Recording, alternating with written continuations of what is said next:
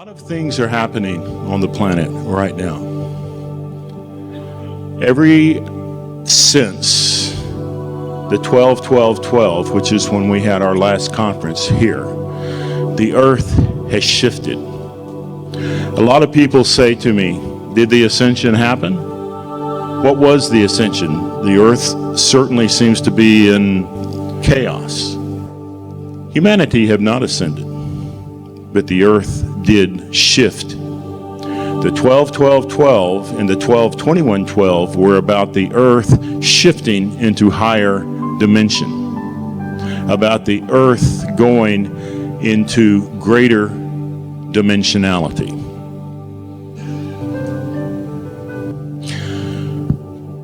The changes that were brought forth in 2012 have occurred in our historic past. How many of you are familiar with the term the Cambrian Radiation?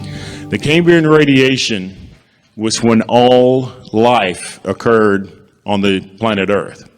Before 550 million years ago, there was no mammalian biological life.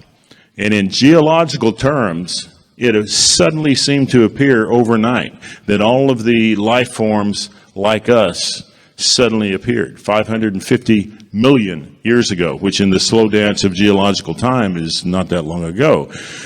The Earth is how old? Does someone want to tell me how old the Earth is? That is correct, 4.64 billion. Well done. So 550 is a small percentage of that, 550 million years.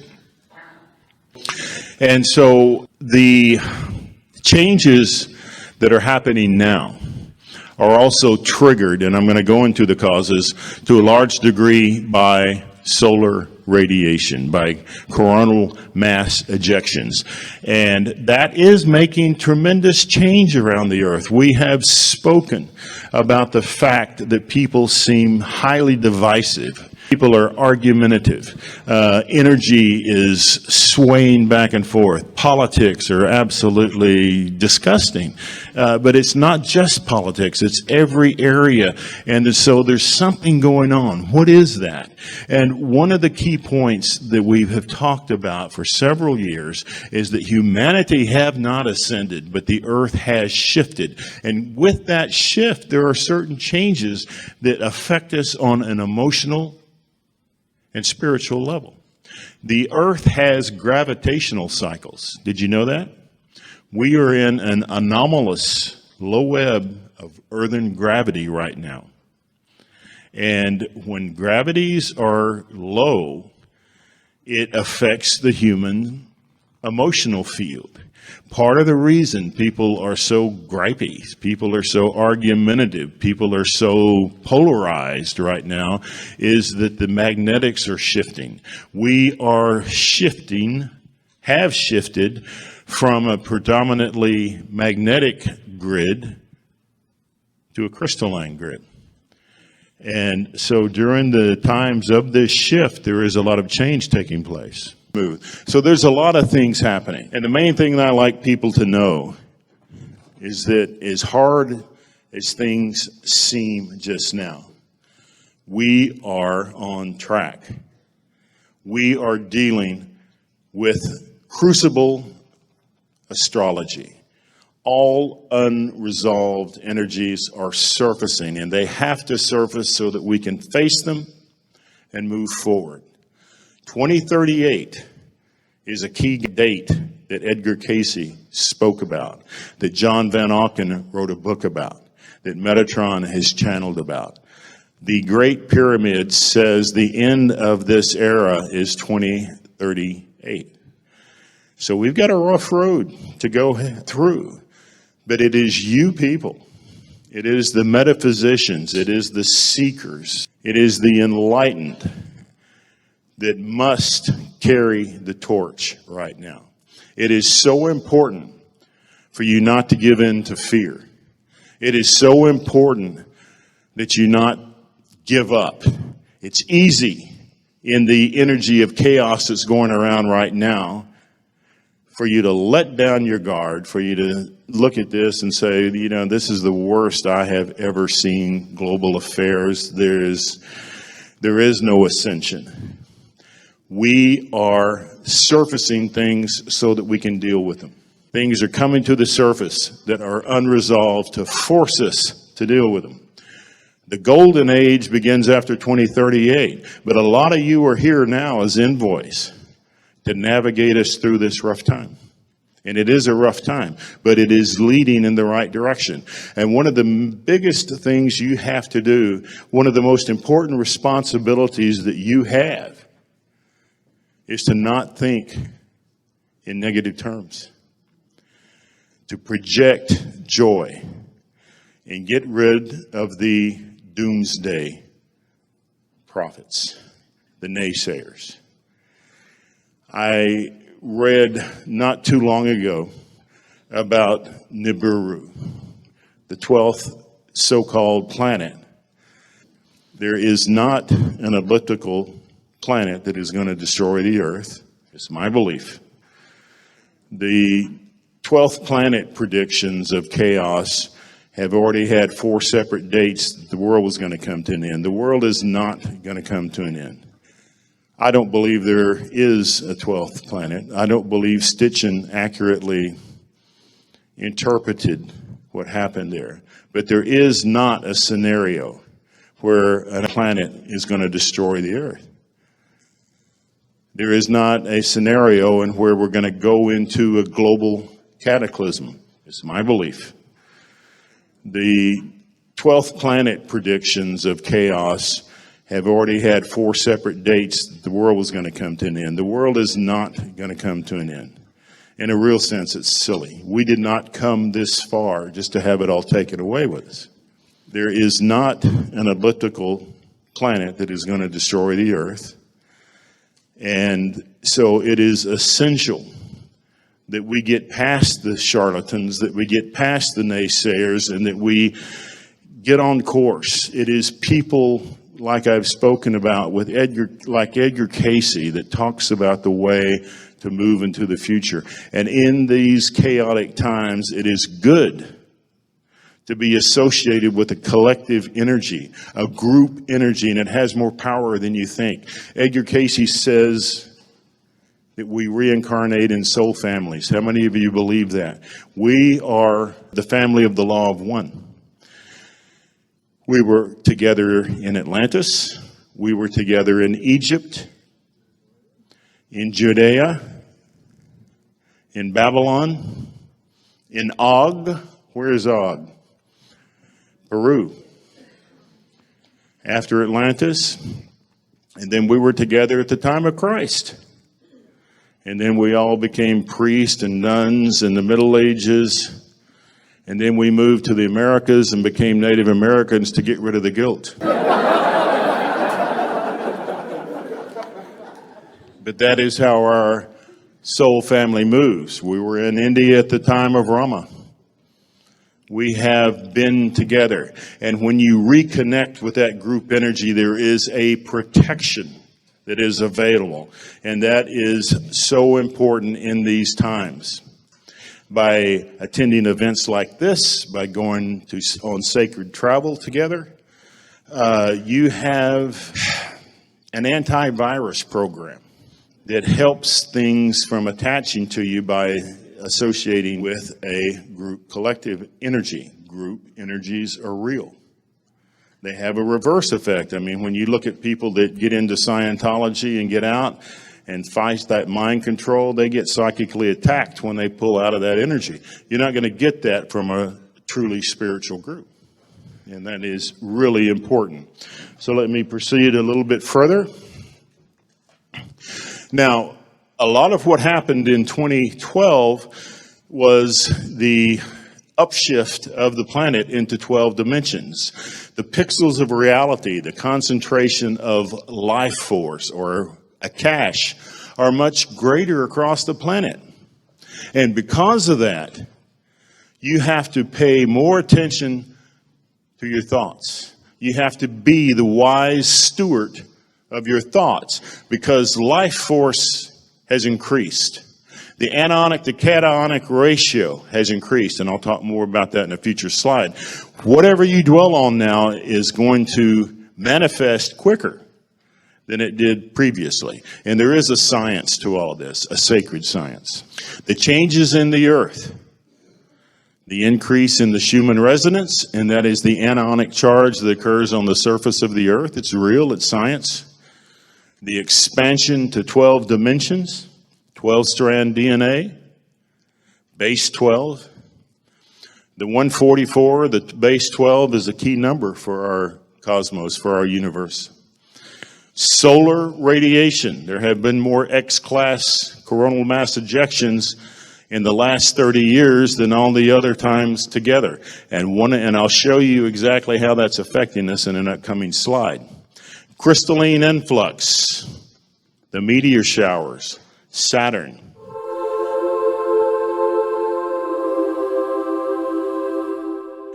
Metatron says our new chakra system has how many chakras? 33. 12 physio chakras, 20 etheric chakras, and then they combine to form the 33rd, and that is a sacred number. You hear about these 32nd and 33 degree Masonics, etc. 33 is a sacred number. The earth is rotating faster. Time is quickening. We have shifted from the magnetic energy, the magnetic grid, to the crystalline grid. And as I mentioned, we are in a requisite time to deal with all the problems that we have left unresolved. Inequities are surfacing. Unresolved energies are surfacing. Edgar Cayce stated that in this time, unless the United States shows more love for the common man, shows more love for one another, that the power of the world will shift to the east. Edgar Cayce said that the hope for the world will come from Russia. Did you know that?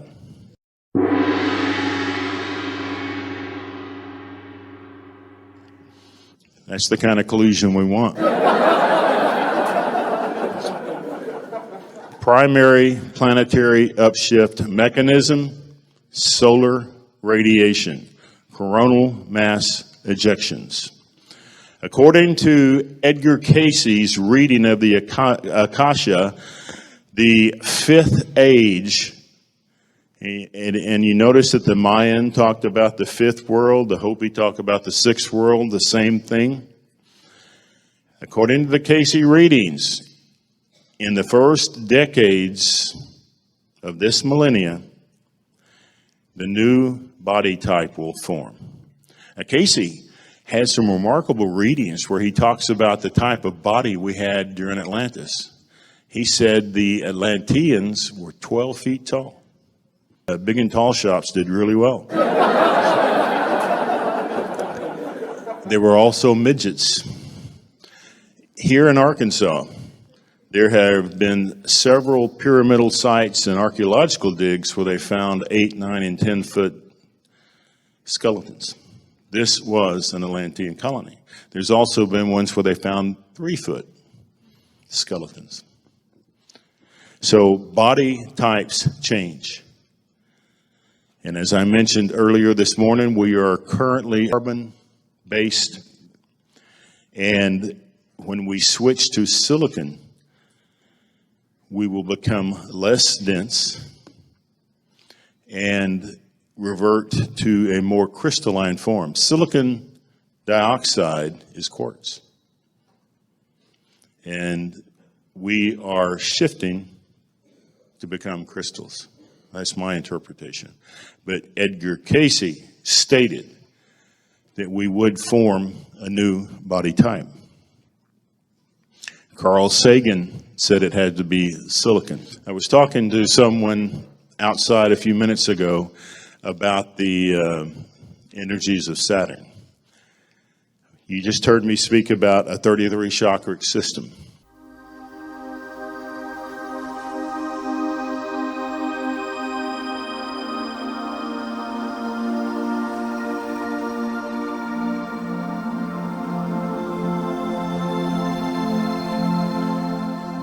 How many rings are around Saturn? 33. And these rings are ice crystals, silicon crystals, and carbon crystals. It rains, it is theorized, and there is evidence support, it rains diamonds on Saturn. It also rains diamonds on Jupiter.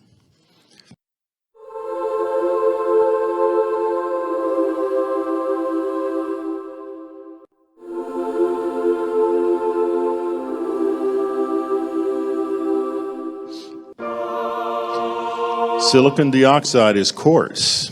Are we becoming crystalline beings? I suggest to you that we were crystalline beings in the early stages of Atlantis. Auras and chakra systems are upshifting. We have shifted from a 7 chakra to a 12 chakra physio system, 20 chakra etheric system, and that's one of the things you can gain here in Arkansas. The crystal grid is now the predominant grid, not the magnetic. The magnetic energy is diminishing, and you can see it. How many times has the Earth shifted poles? Does anyone venture a guess? Does someone want to guess? 33? 7? Thousands of times. And we know this through geology. It's easy to determine magnetic north by looking at igneous rocks and see which way the iron is aligned to. A pole shift was one of the things that was predicted in the new age, post-2012. The average pole shift takes about 1,000 years. There is a Hopi prophecy that stated that in the new world, the sun will rise in the west. How many of you heard that? Now let me ask you this. Right now, the North Pole is on top, the South Pole is on bottom. North is anionic, South is cationic, positive, negative. If we have a shift, the sun's going to still rise up in the same way, same place, but it'll be the west, right? You have to have magnetics to have a polar system. If you're in a non-polar system, there is no attraction. 0 point energy, by definition, means there's no attraction between electrical components. Everything is non-polar. Everything is crystal. So we are in that expansion phase. How many of you are familiar with the work of the French Dr. Mesmer? You've heard the word mesmerize, correct? All right, well, mesmerize means what? Go into a hypnotic state? Yeah, do you agree with that? Mesmer was one of the first ones to work with magnetic blocks. And he would take patients and put them between a massive 10,000 Gauss strength magnetic field. And uneducated common people were able to self-diagnose illnesses, speak in different languages, do remarkable things because he had been able to take them into this state of the subconscious and super subconscious. He did that with magnetic fields, with anionic magnetic fields. Dr. Bernice Barlow is an educator. I think she recently passed on. She wrote a book about 30 years ago called Sacred Sites of the West. And she spoke about how campestral societies, Native American people, Aboriginal people, had an understanding of certain places on the earth that were higher energies, different energies, holy grounds. And in doing studies of these, as a scientist, she discovered that the ratio of anions to cations, negative to positive, in many of these places was much different. And you could feel it. And then she cites a study performed by academics, by scientists at one of the universities in California. I think it was UCLA, in which they took magnetic generators. This is a follow-up on the work of Mesmer. You know, you buy a filter for your house, a cleaning filter, and it has an ion generator, and that puts out anions. And so this study took subjects and shifted the anionic to cationic ratio to 6:1, and they began to have out-of-body experiences. They began to have what could be described as astral travel. And so they concluded this is all brain magnetics. This is all brain hallucinations. There's nothing to this out-of-body stuff. I look at the same study and I say that a 6:1 ratio of anionic to cationic opens the pineal. And then we have triggered experiences of multidimensionality, and we are multidimensional beings. Cayce said that the Atlanteans actually had a third eye right in the center of the forehead, another physiological change that we have experienced. But this 6:1 anionic to cationic ratio is a big deal. Now, take a look at this. This is an actual image taken from the NASA website. These are jet streams that are circulating our planet, and this was taken in 2013, of anionic plasma. And where did this come from? As Carl Sagan would say, how many of you are familiar with Carl Sagan? Have you ever seen him? He used to be the darling of the talk shows. He would come on and talk about the various things. He was on the Dick Cavett show, and Dick Cavett was quite intellectual. And Cavett asked him, "Are you worried about the rings of Saturn?" And Sagan replied, "No, I'm not, but I'm concerned about the gaseous clouds around Uranus." Or, as they say today, Uranus. But Sagan was a remarkable character. And I suggest to any of you, watch the final 15 minutes of Cosmos. What a remarkable movie that is. But this is anionic plasma that NASA reported circulating the Earth. Now, if we have billions and billions and billions of tons of negatively charged nitrogen entering our atmosphere, it's going to change the ratio of ions. Makes sense, right? And as it changes from 3:2 to 6:1 over time, does that affect our third eye? Are we going to have the Mesmer effect? Or are we going to have an episode of being able to be more aware of multidimensionality? We are. And that's how we're moving forward. And that is partly in this rough time between now and 2020 is going to be rough. But in this time between now and 2038, I'm talking about the energy of enlightenment. You, the truth that you create your experience. When the spirit of creator comes back, it's not going to be a denominational energy. It's going to be a God that tells you you are God's in the making. And that what you think you create. And that is the truth. Do you feel a chill on your arm right now? Because that's where we're headed. And that is the truth. That is the truth. That we are moving toward conscious creation. Metatron says the purpose of life, Metatron says that the true purpose of life is responsible co-creation. We have to learn the tools of co-creation, and we have to be the wise stewards of our thoughts. And we have to realize in the present time that one candle can light up an entire space, can light up an entire room. And you are the people that need to be aware of that. You are the people that came here by plan. You're a part of the family of the Law of One that came here to guide people through this.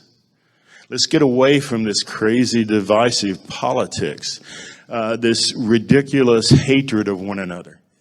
It serves no purpose.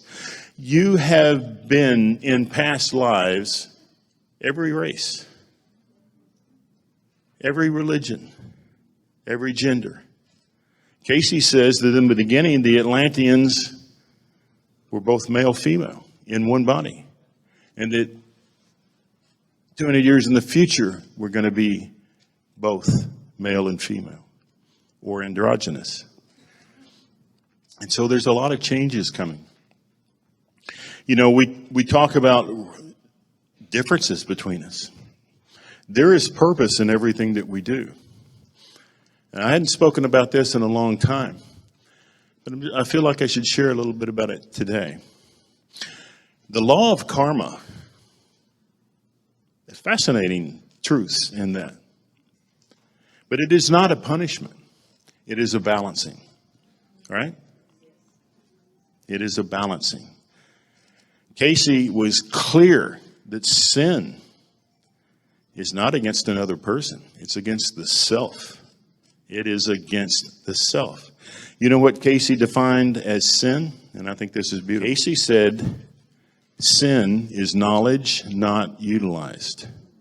Knowledge not utilized. You can have erroneous thinking and not know that it's erroneous. And in that case, the law of grace comes in. And so it's not really a karmic issue that you have to repay against the self. Cayce speaks of sin as knowledge not utilized. And when we make such an error and don't know that we have the ability to balance it back. Metatron tells me something interesting. Who was it that went to the partly utopian societies of the Campestrial people, the Native Americans, and destroyed their way of life? Is it fair to say it was the gold miners? Would you agree with that? They took the land away? Metatron says that the reason there are so many casinos on reservations is the gold miners have come back to bring back what they took away. Because we are not tied to one race. We are not a race. We are spirits having chemical clothes. Metatron says that a lot of the black civil rights workers are reincarnated slave owners coming to correct what they put into place. Not all of them are. A lot of them are just highly advanced souls. I can't think of a higher developed soul than Nelson Mandela. Look at what this man did. And, I mean, it brings tears to my eyes. The time that he spent in prison, and then after 27 years in prison, he said there's no retribution. What Martin Luther King did, not too far from here in Memphis, Tennessee, he says, we will reach that mountain, but I may not be able to be there with you. And 2 days later, he was shot and killed. These are master souls. And I'll tell you something else. There was an interesting thing that happened in the 1960s in the United States when civil rights and people were starting to work for their rights and for their equalities. A whole group of master souls incarnated into the United States. And they incarnated in black bodies in order to show the weakly prejudiced white people that brilliance comes in every race. And these were the artists of Motown, Marvin Gaye, the Supremes, all of this beautiful music that was put together that became the sensation. And it made people think, my God, this is the best music I've ever heard. What an artist. And it changed minds. And this is the way we work in reincarnation. We are spiritual beings having a human experience. But we're not a male, we're not female, we're not black, white, yellow, or red. We are not defined by our biology. We are not defined by our gender. And that is coming more and more into play as we move forward. And it is so important for us to understand that, to understand our spiritual base. Does that make sense? Do you agree with that? Yeah? Now, there's a couple of areas, again, in the NASA website and the space weather, that are showing where this anionic plasma is collating. And I thought that's very interesting. This part of the United States is one of the areas, but the area of Russia in Siberia. What did Cayce say? From Russia comes the hope for the world.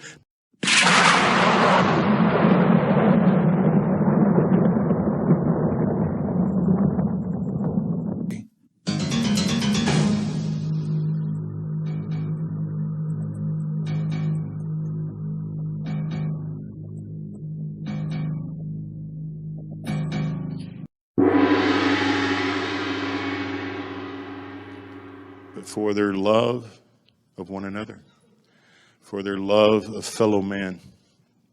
And he said, unless the United States develops a policy where the common man is taken care of, the energy will move east to China. In the ionic shift, thought is manifested more rapidly, so you have to be the wise stewards of your thought. And then I talked about the magnetic reversals. We know geologically that even in the last 100 million years, there's been over 170 magnetic reversals, pole shifts, or one about every 500,000 years. There is one due now. If you look at gravitational sheets, you see that our gravity is all over the place, and that is a lot of the reason people are acting so imbalanced right now. That has a lot to do with it. But pole reversals can take many years. And so there are things that are happening now that help us understand a lot of these changes. How many of you are familiar with Iapetus? How many are you familiar with the book written by British author Stanley Clarke called 2001: A Space Odyssey? At the end of that book, which happened well before the Cassini mission, the astronaut is circulating Saturn, and he goes to the moon called Iapetus. And he goes inside it, and he said, "My God, this place is full of stars."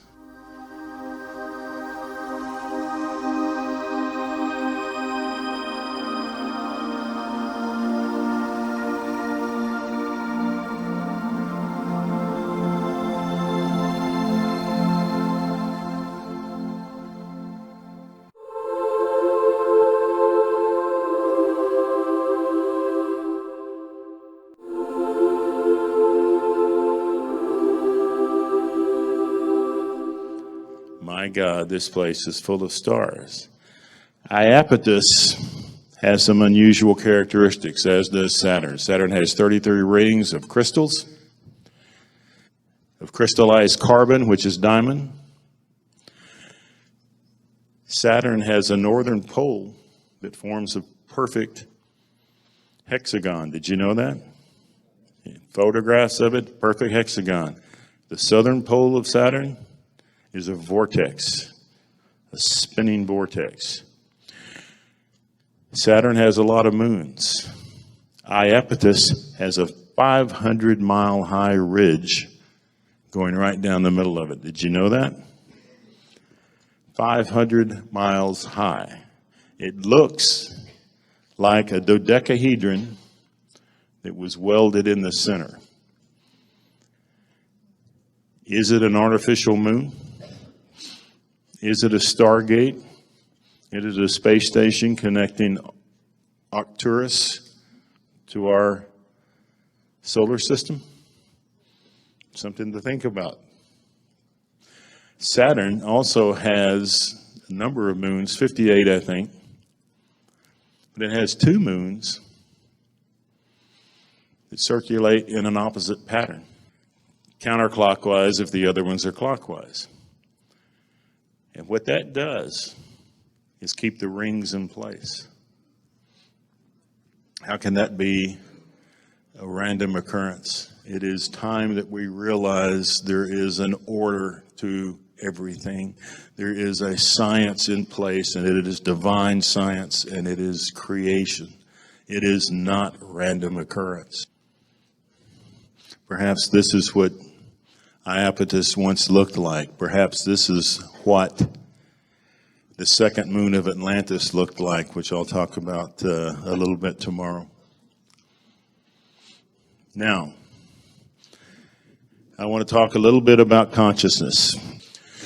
As a society and culture, we have been trained to focus on beta awareness, correct? The get things done.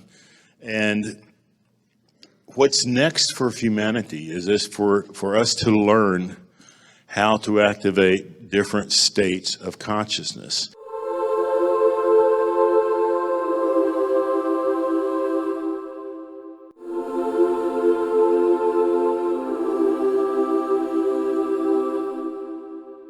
Graham Hancock talks a lot about us being a society with amnesia. He talks about how we praise beta stages of consciousness and dismiss the theta stage, the dream stage. To be called a dreamer is to be semi-insulted. You're not going to have your feet on the ground. But it is the theta state of consciousness that is the most creative.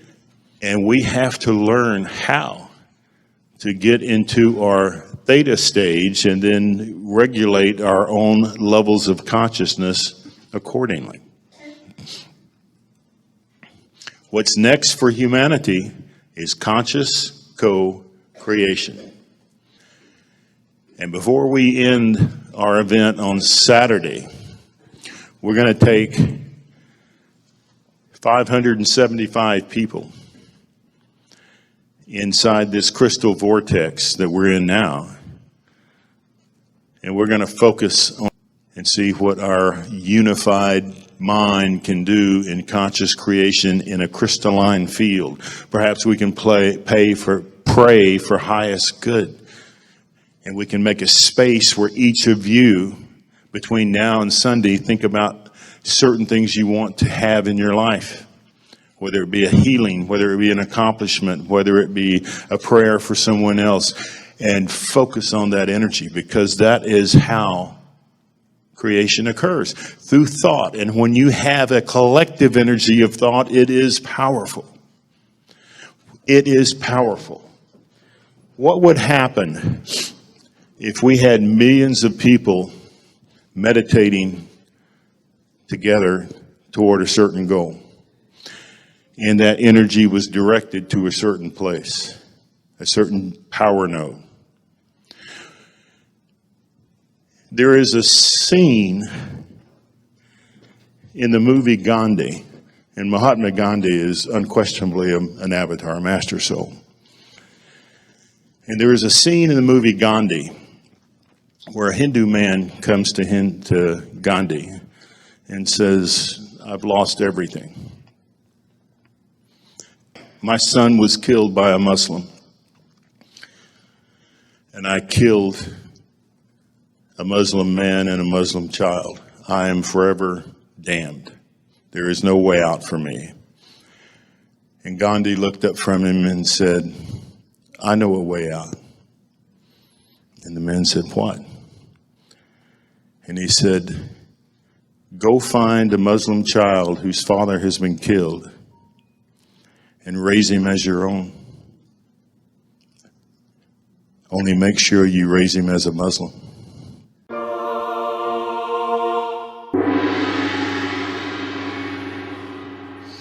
So that's a pretty powerful idea. And it gives you an idea of the ridiculous wars we get in over religion. The ridiculous fights we have over religion. You know, I used to look at Ireland, which is a fantastic country, and beautiful, beautiful place, almost all the people there were of one race. So they had to go to religion to kill one another. So no matter what we do, in polarity, in duality, we're going to find ways to hate one another. That's part of duality. And so we have to learn to be what? Responsible co-creators. We have to learn the lessons of duality so that we can rise into higher realms. And so that's an amazing step forward.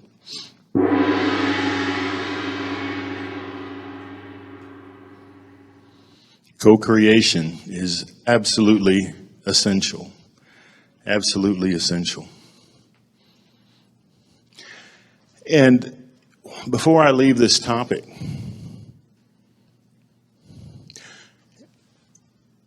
one thing, and I lived in the Middle East a number of years. I worked with wonderful people that were Muslim. I was caught in a coup d'etat with my wife Anne, and we were rescued by the French Foreign Legion in Africa.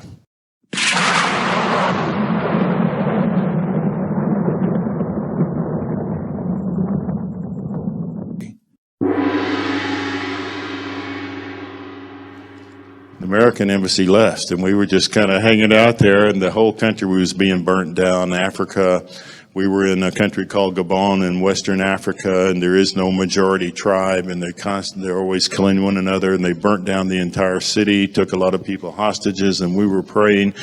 And out of nowhere, 7 incredible men came and stood in front of our house and protected us until the French Foreign Legion came in, because people were being burnt to death, having inner tubes put around them, soaked with gasoline, and then set on fire, and they'd laugh while they burned to death. We were frightened. 7 men came and protected us. All 7 were Muslim, and they were angelic. They were amazing people. We have to get past religion. We have to get past dogma.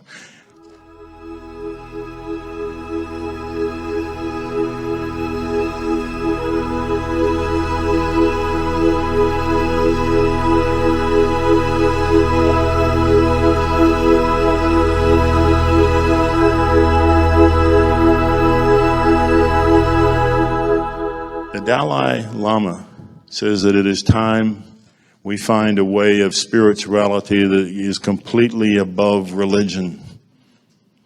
The Dalai Lama said true religion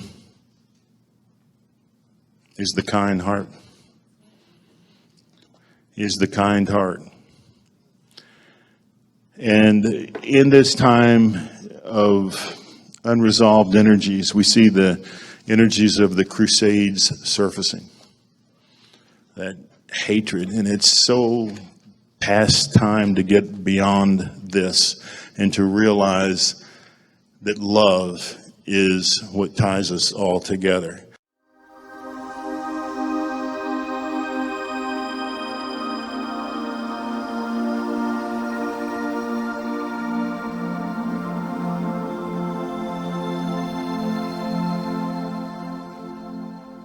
And I know in my personal experience that anybody from any religion, or whether they're agnostic, can do things that absolutely are miracles. It was a miracle that these 7 men came and protected us, because we would have been hurt. We would have been taken hostage, killed. And it's interesting that certain religions know how to build energy. Muslims pray, is it 5 times a day? And they point toward a specific place, built like a cube, which is a sacred geometric symbol. And in that cube, there is a giant metallic crystal, a meteorite, that holds energy.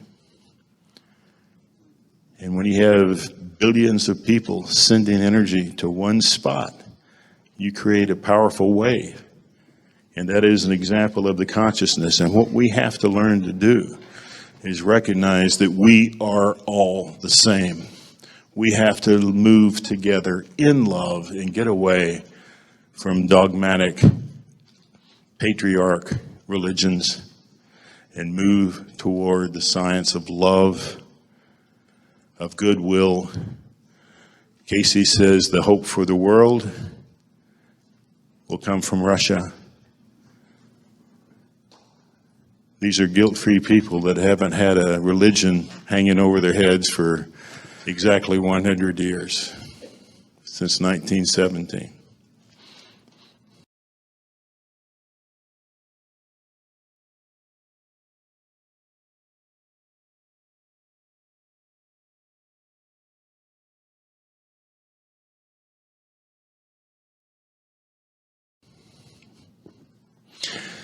Now, I want to talk a little bit more about the crystalline shift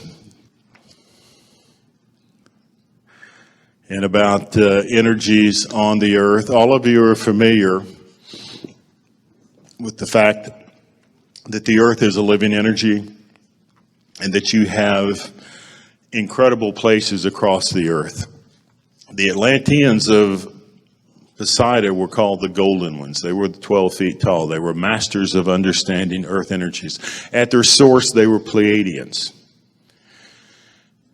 And they recognized power nodes, and they mapped them. They understood that waters produce anionic energy, anionic plasmas. They understood that anionic plasma induces well-being. That's why when you go to the Gulf Coast or to any ocean, you have this plasma of anionic charges and makes you feel nice. You feel it at a riverside, you feel it on a lake, you feel it in different locations. And so the Atlanteans understood how earth energies work and how they influence dimensions on our earth plane and on our omni-earth, and how certain plasmic energies open the pineal, open us to multi-dimensionality realization. The mineralogy of the earth in relation to the specific locations has a much greater influence than your life than you realize.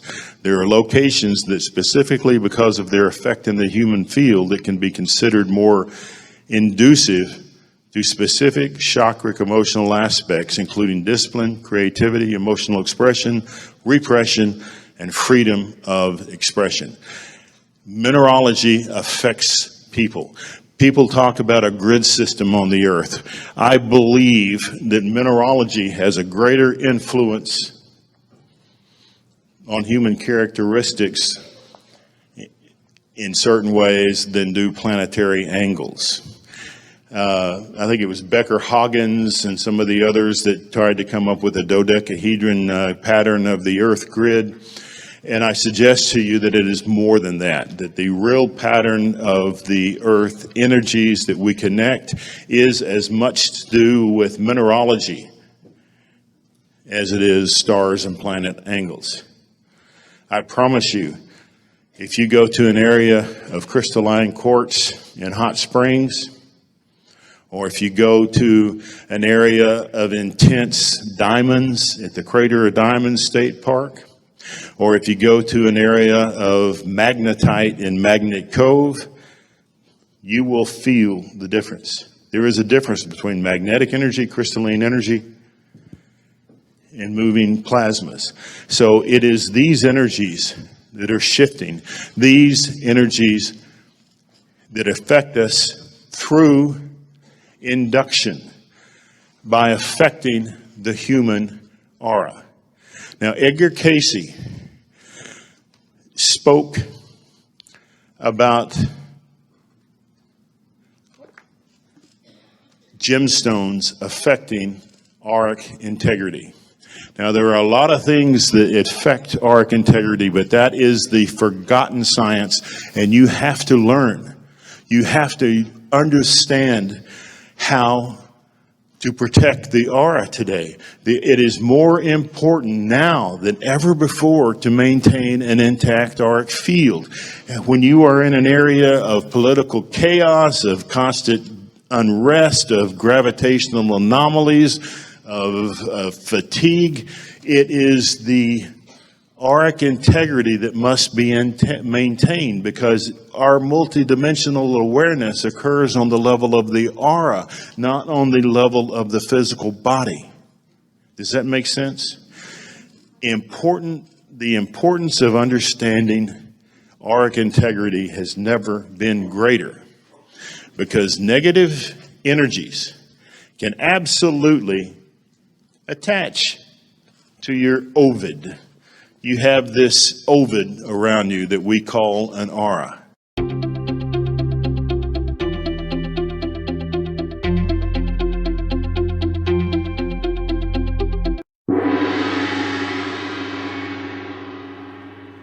And it has a circuitry.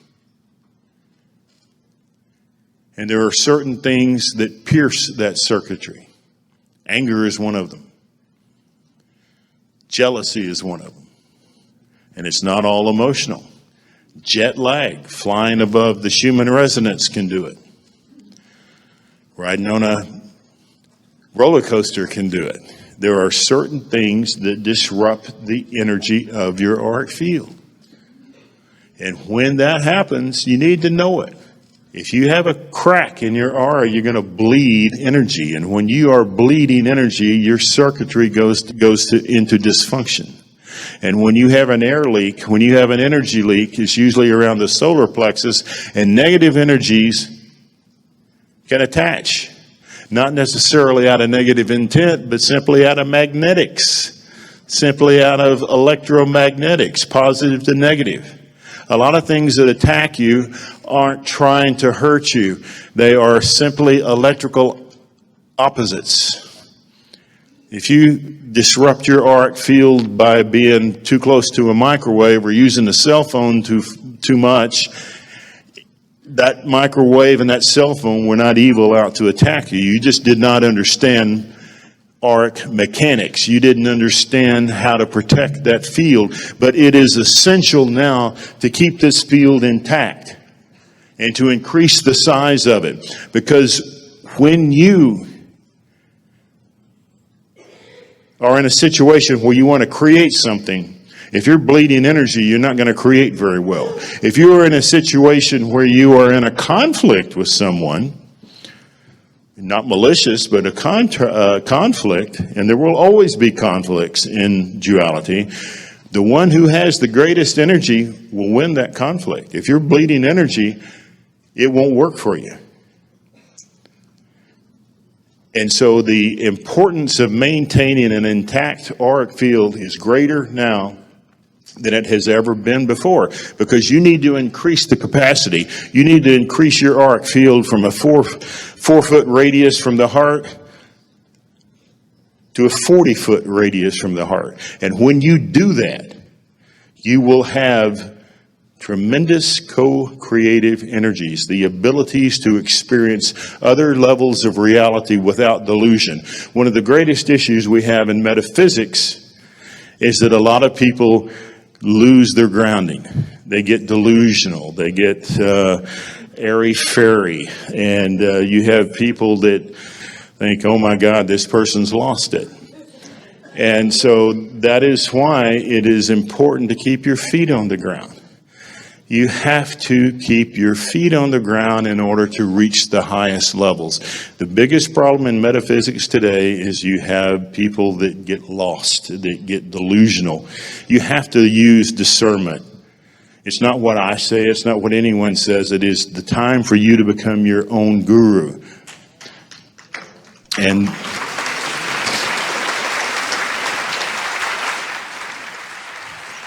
there is the importance, again, of understanding a group energy. It is an individual matrix, but there is a protective field by being part of a group energy. Thank you all very much. Thank you very much.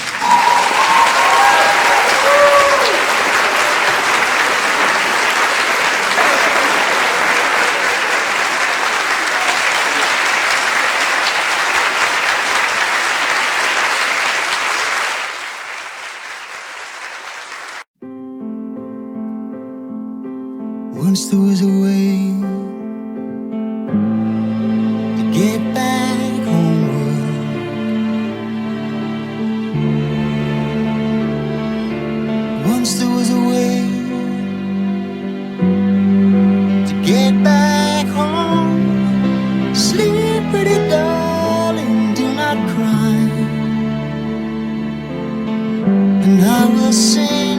lullaby. Golden slumbers fill your eyes, smiles awake you when you rise. Sleep with God, do not cry, and I will sing a lullaby. Once there was a way to get back